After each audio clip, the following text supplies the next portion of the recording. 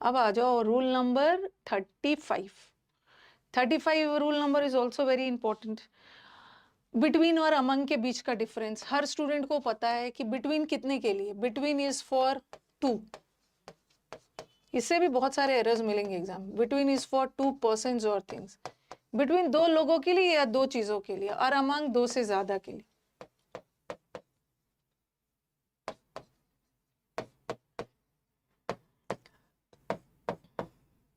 दो से ज्यादा के लिए, ठीक है, ये लिख लीजिए। उसके बाद हम लोग क्वेश्चंस करते हैं। इसमें भी बहुत ज्यादा कुछ नहीं याद रखना है। बिटवीन दो के लिए और दो से ज्यादा के लिए अमंग लगा, दो से ज्यादा के। क्या है, आप कहाँ चले गए थे? क्लास नहीं हो रही थी। मैं थी यहीं पे थी, क्लास तो हो ही रही थी आपकी। हाँ, ये आपके मेंस का 2017 के पेपर का है। ये मुझे याद है, 2017 का पेपर अच्छा खासा टफ आया था। Yes, irony is that you are teaching English in Hindi because the students, they demand, okay, they demand that the medium of instruction that should be bilingual. Okay, देखिए, ultimately our main goal is to crack the exam. Okay, so many of my students who belong to the North Belt, they demand that the classes should be in the bilingual medium. Okay, when it comes to spoken and all, then we have to speak wholly in English. But when it comes to cracking an exam, so in order to make my student understand the rules and concepts, so I have to follow both the medium, that is bilingual. There is a barrier among the egghead. Egg-headed लोग कौन होते हैं? Egg-headed लोग मतलब पढ़े लिखे लोग, और ये तो कॉमन पीपल है, ठीक है, कॉमन पीपल है। तो मुझे बताओ कि एरर कहाँ पे है। याद रखना कि ये जो अमंग के साथ कभी एंड का यूज नहीं होता है। अमंग के साथ एंड यूज होगा ही नहीं, बिटवीन के साथ एंड का यूज होगा।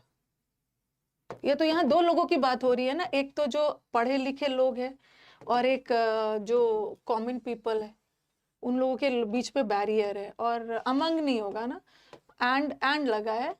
तो दो दो ग्रुप के बीच में बात हो रही है ना, दो ग्रुप, बिटवीन दो लोगों के बीच भी हो सकता है, दो ग्रुप के लिए। और बिटवीन के साथ एंड लगता है, अमंग के साथ नहीं लगता। यहाँ पे बिटवीन लगा दो, बिटवीन लगा देंगे। Yes, the main purpose of the visit is to develop a close relationship among the two countries.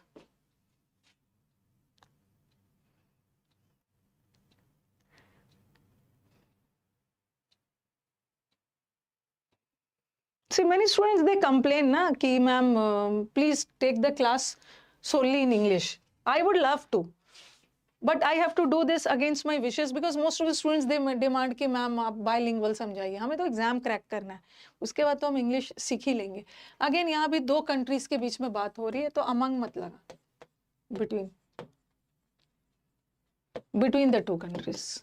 Next, these customs are prevalent between the inhabitants of the lower regions. ये जो custom है ना, lower regions में रहने वाले लोगों के बीच में ज्यादा प्रचलित है। हाँ, बांग्ला ऑल्सो होबे, तमिल तेलुगु ऑल्सो होबे, बांग्ला तीखे होबे। और यहाँ पे देखो, इस लोअर रीजन में, इस लोअर रीजन में रहने वाले सिर्फ दो लोग थोड़ी है। जैसे ये वाला जो कस्टम है, ये प्रचलित है, सिर्फ वहां पे दो लोग थोड़ी रह रहे हैं। वहां पे इनहेबिटेंट्स मतलब वहां के रहने वाले लोगों के बीच में तो दो से ज्यादा ही है among.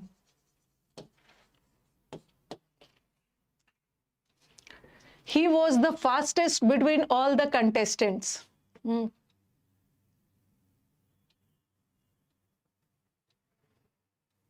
If you're not able to understand Hindi na, तो all the slides that have been presented before you, they are in English na. So if you know English, then you will be easily to comprehend the meaning of this line. He was the fastest, and since we are talking about all the contestants, all, we are not talking about two, we are talking about all. तो all के लिए we'll use among, भी use कर सकते हो, amongst. There is an old rivalry, दुश्मनी between the 3 families for ages, सदियों से उनके बीच में दुश्मनी चली आ रही। Again, they are talking about 3 families, and if we talk about more than 2, then we have to use what? Among the 3 families. कुछ के दिमाग में आएगा in the 3 families, दुश्मनी चल रही है, इन में दुश्मनी नहीं चल रही है, इन तीनों के बीच दुश्मनी चल रही है, तो इन भी मत लगाना,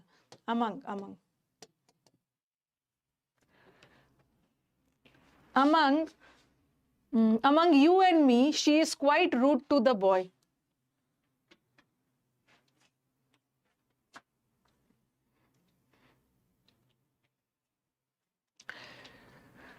Among you and me, again यहाँ पे and नहीं लगेगा ना, among के साथ and थोड़ी होता है, between हो। अब मेरे को बताओ कि एक चीज और, ये भी एरर आता है, between you and me होगा या between you and I होगा, क्या होगा बताना, कौन सा होगा, मतलब क्या होगा?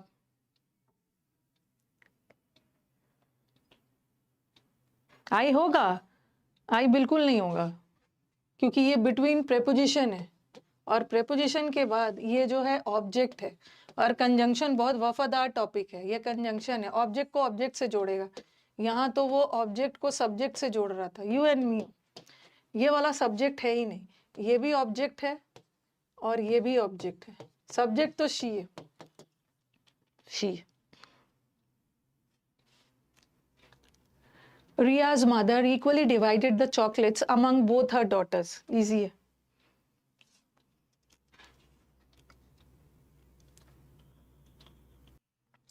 तो यहाँ पे दोनों डॉटर्स के बीच में उसने डिवाइड किया ना, तो among नहीं होगा, between होगा।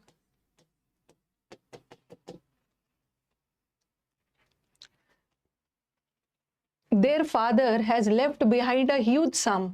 फादर अपने पीछे बहुत बड़ी अमाउंट राशि छोड़ के गए हैं, ताकि दोनों भाइयों के बीच में, फादर को पता था कि इस दोनों का तो एग्जाम निकलने वाला है नहीं, हाँ ये सब लेजी हार्ड वर्किंग निकम्मे हैं दोनों, तो हम ही मेहनत कर लेते हैं और अपने पीछे कुछ प्रॉपर्टी छोड़ के चले जाते हैं, ताकि ये दोनों आपस में बांट के बर्बाद करें। 2 भाइयों के बीच में बात हो रही है, between. If all of you quarrel among yourself, we shall not be able to solve your problems. और एक चीज याद रखना कि between के बाद जो भी नाउन आएगा या among के बाद जो भी नाउन आएगा, ये प्लूरल होगा, नाउन या प्रोनाउन जो भी आएगा प्लूरल होगा, क्योंकि between 2 के लिए 2 के बाद भी प्लूरल आता है, और अमंग तो 2 से ज्यादा के लिए उसके लिए प्लूरल आएगा, तो ये वाला अमंग तो सही है।